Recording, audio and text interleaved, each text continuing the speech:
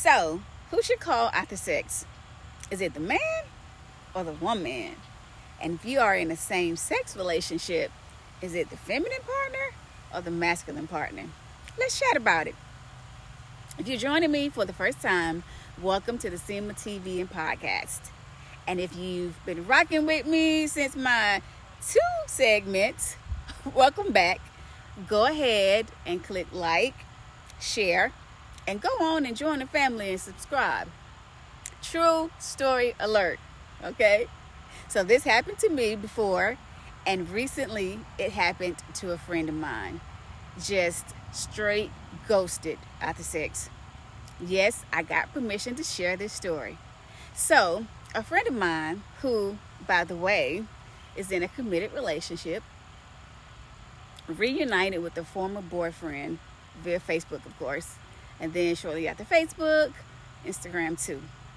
They'd been messaging each other, met up a few times, friendly meetups at first, no naughtiness, then finally exchanged numbers, and then more meetups, a tad bit more intimate. Then the this isn't right, break up, break off several times. No sex. Then after a few months, it starts back up again. Finally, after a year of this, they have sex. Well, leading up to sex, this guy had been communicating with her just about every day. Well, after they had sex, nothing. Zero. Zilch. Ladies, you know how we get in our heads. She is thinking, what is not good to him? Did he finally get what he wanted and now he's done with her? Or was that the finale? So, after a couple of days of her being in her head, she decided to text him. Basically told him, haven't heard from you, in my head, someone has to be an adult about it, so call me when you get a chance. Or if you don't want to, she understood that too, and that's fine. So he gives her a call, gives her some lame excuse about being busy with work and that she hadn't called him either, and he assumed that she was busy as well. And maybe he misread the tone of the text, but he was in his feelings. And so she tried to explain that she only meant that after a couple of days had passed and no communication, she was feeling a certain kind of way and she wanted to have an adult conversation about it. But the conversation was cut short due to his work, and she still didn't get a chance to, get an explanation or get closure. So a couple of days later, she's in her feelings heavy, and rightfully so. I mean, this is someone that even after a short-lived romance, they were friends. And after all of the meetups and very intimate conversations, he just ghosts her.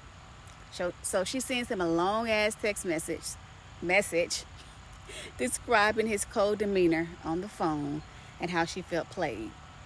No response. Weeks later, she gets an IG message from him with a flyer about an upcoming show. That's it. Initially, she chose not to respond. Then weeks later, in her feelings, she responded but unsent the message, unsure if he read it before she unsent it. Months has passed since their encounter, and she sometimes wishes for closure. But I guess no response is closure, right? But she also feels like that's what she gets. After all, she did cheat on her significant other. My old-fashioned dated way of thinking says the man or the one representing the masculine form should call. Then I think men have feelings too. And as adults, we should relieve ourselves of our ego and just call. If the sex wasn't good, just say, it wasn't exactly what I expected. I would love a do-over. And we could talk about what you like and what I like.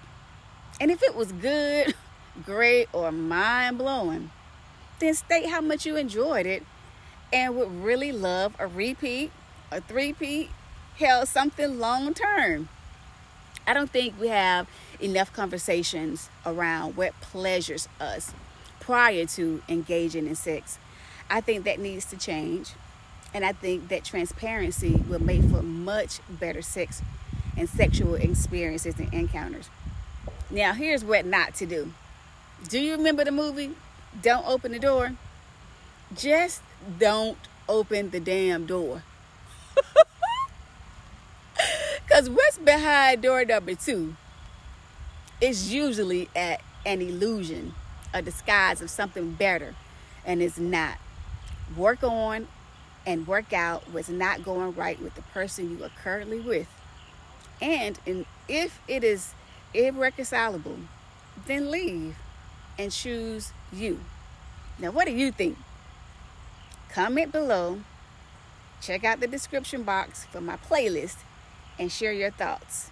Until next time, thank you for joining me. I'm your host, Laquita Benton, and I'll see you next time on the Cinema TV and Podcast. Bye-bye.